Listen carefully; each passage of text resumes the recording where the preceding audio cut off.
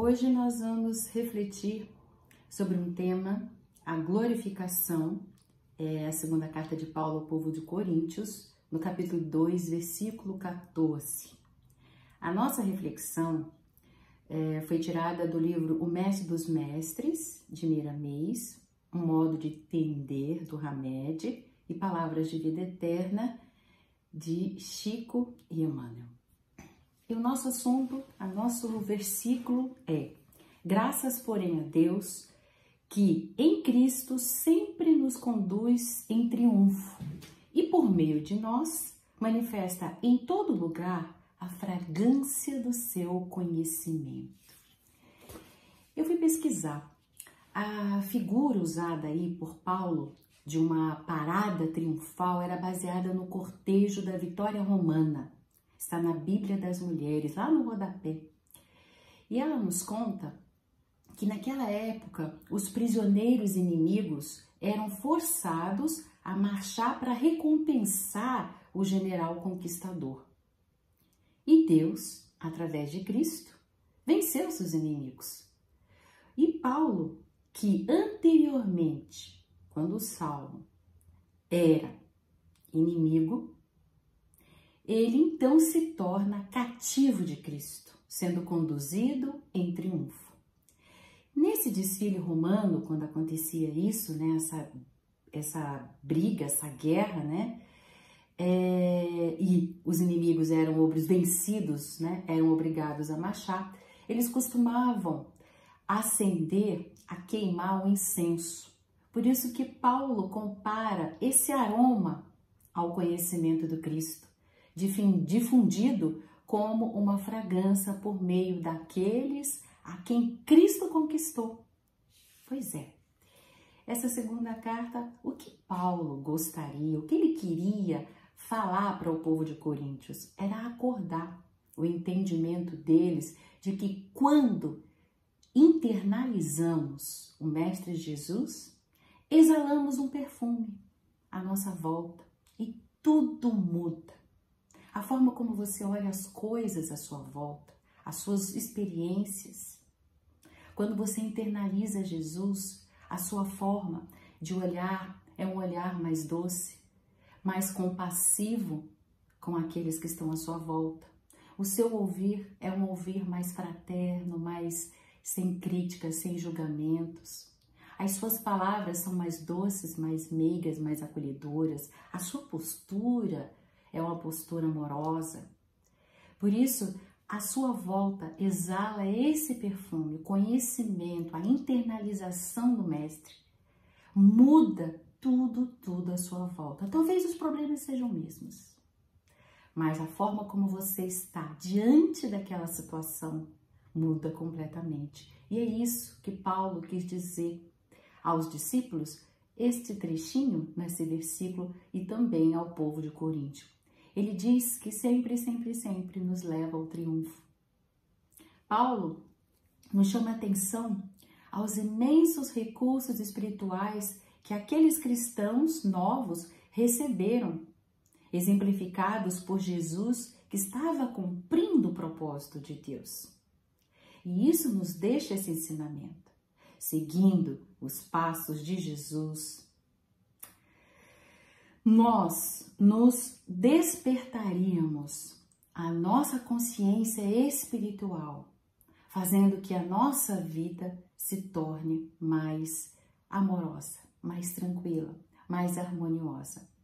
E hoje, gente, mais do que nunca, em todos os tempos vividos na história da humanidade, saber separar o joio, a erva, do trigo, né? É quase que condição primordial para nós não nos perdermos de nós mesmos. Lancelin, no livro Cirurgia Moral, ele diz que entre todas as ciências, a mais difícil de ser conhecida é a ciência interna. Nós travamos uma batalha no nosso íntimo diariamente e por isso a necessidade de conservarmos a nossa mente segura, sem consentir que os nossos pensamentos fujam do controle. É muito difícil porque na palma da mão, o nosso celular, o tablet, o iPad. Está trazendo tantas notícias, tantas situações que nos traz desconforto, angústia, medo, desespero. Por isso que nós precisamos manter a nossa mente segura, que os nossos pensamentos não fujam do controle. Quando o pensamento vem, nós devemos substituir o pensamento e não brigar contra ele. Se eu falar para você, pensa numa banana, você agora pensou na banana. Se eu falar para você, não pensa numa banana, ainda assim você pensou na banana. Por isso que quando o pensamento vier, não briga com o pensamento, apenas substitua por outro melhor, por outro mais edificante, mais alegre, que traga mais força, mais coragem, mais esperança. Não é fácil, gente. O triunfo, já que estamos falando, né, nesse trecho, ele fala do triunfo. O triunfo depende da constância, esforço a esforço.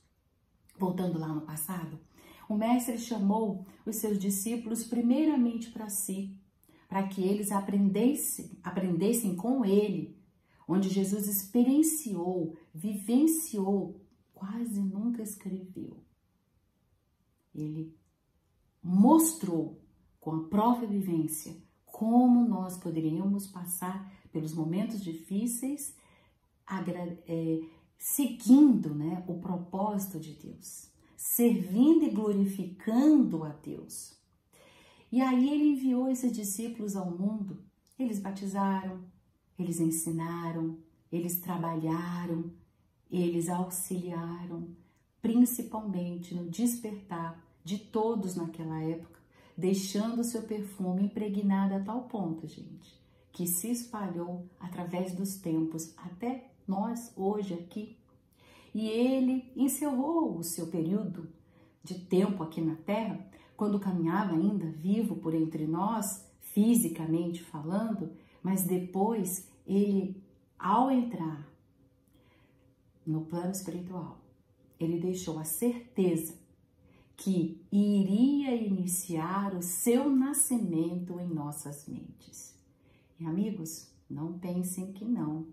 O seu crescimento vem se fazendo psiquicamente. É que a gente não se apercebe. Vem ganhando corpo através dos tempos. Antes nós vimos certas coisas e nós nem tomávamos conta daquilo, se era ruim, se era bom. Hoje tem certas coisas que nos cria angústia, que faz com que toque os nossos corações, que nos deixa desconfortáveis. E é isso aí, é o joio sendo separado do trigo. É Jesus ganhando corpo na nossa mente como seres humanos.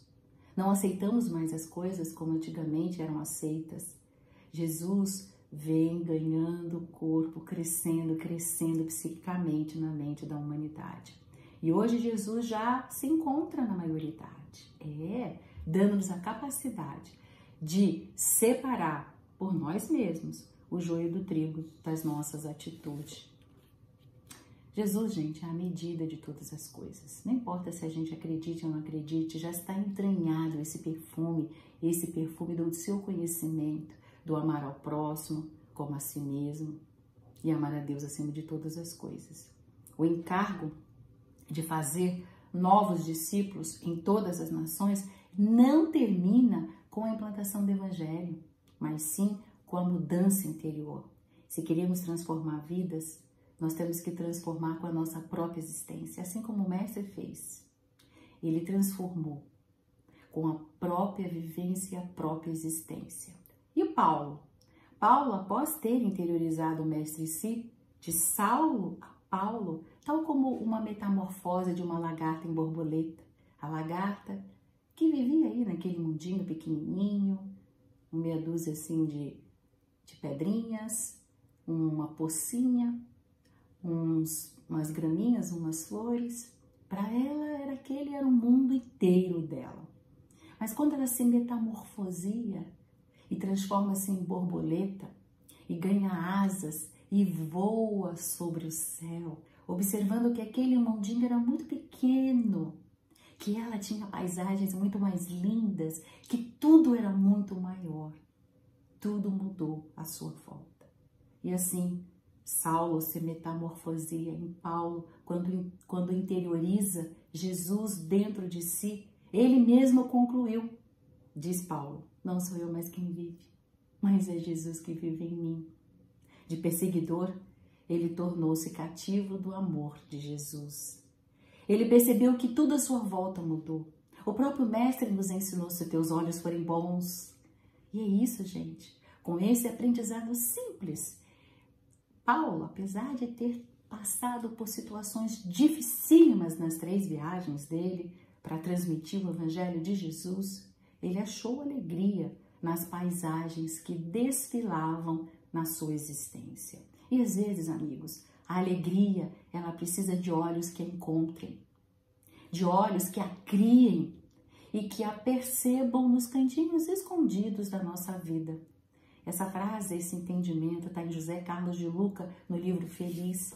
Ah, gente, será que algum dia nós podemos repetir com Paulo a frase que já não sou eu mais quem vivo, mas é Jesus que vive em mim? Será que no caminho, na estrada de Damasco das nossas vidas, a que distância nós nos encontramos no maior objetivo a que nos dispomos? Sentir Deus em nossas almas. Glorificar Deus nas nossas mínimas atitudes. Deixar que o Pai se expresse através de nós. Converter cada um de nós no instrumento de colaboração ativa, mas principalmente de colaboração com boa vontade. Porque fazer de má vontade é melhor nem fazer, né?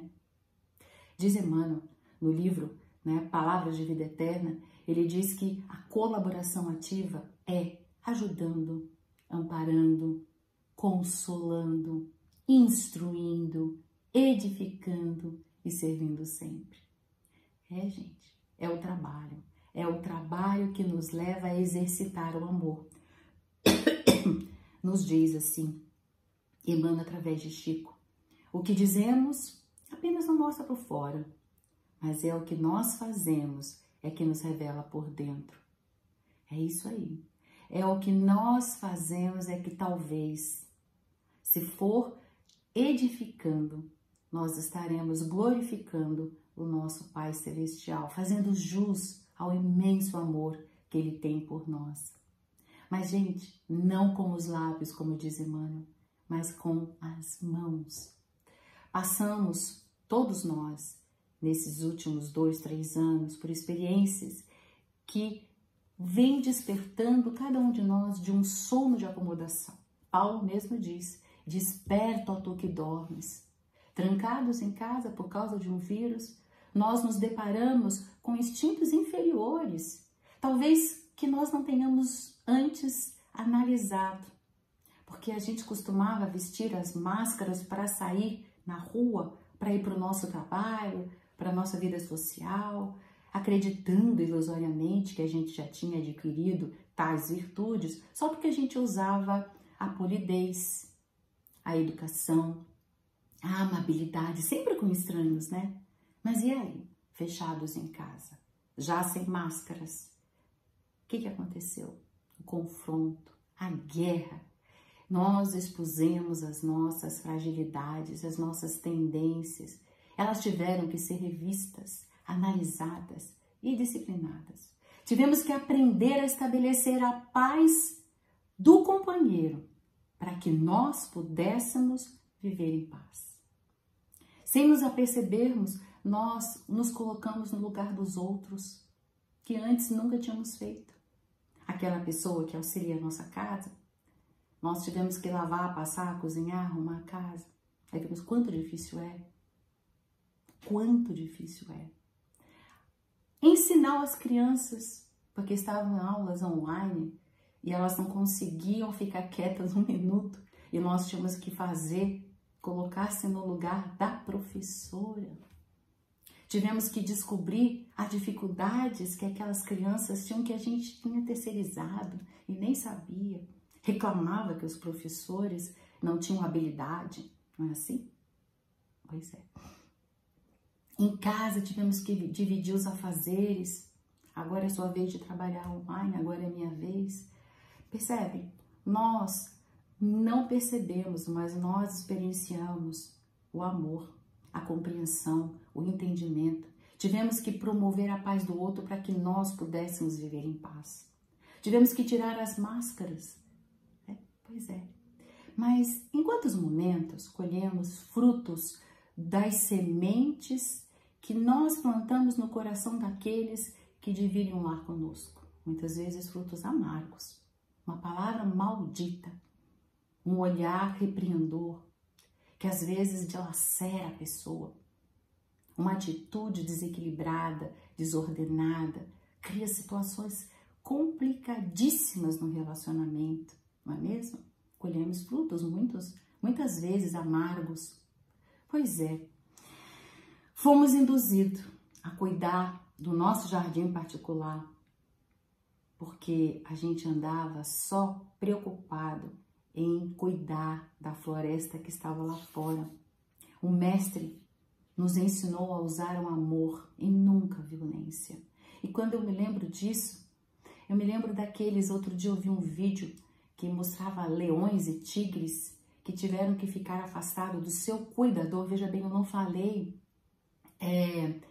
domesticador, falei cuidador, porque o cuidador cuida com amor, né? Com muito carinho. E aqueles leões, aquelas feras que nunca mais viram aquele cuidador, depois de muitos anos, quando o cuidador já chegava, vocês já viram esse vídeo? Eles correm para abraçá-los e dar lambidas. Que lindo, né, gente? Uma fera. As garras recolhidas, os dentes mostrando um sorriso e os olhos de amor. Feras selvagens se curvam frente ao amor. E nós? Com essa experiência, muitos de nós talvez tenhamos despertado a consciência do amor. Lembrem-se, transformar vidas é com a própria existência, exalando o perfume do conhecimento do Mestre no dia a dia, como cativos de Jesus, permitindo que Ele, o nosso doce Rabi, se expresse através de nós, quando nós nos dispusermos a experienciar o amor. O triunfo, a vitória, como disse Paulo, é certa. Por isso, amigos, marchemos nos caminhos das nossas vidas, exalando o perfume do amor que Jesus, o nosso doce Rabi, nos exemplificou. Que assim seja. Abraços fraternos.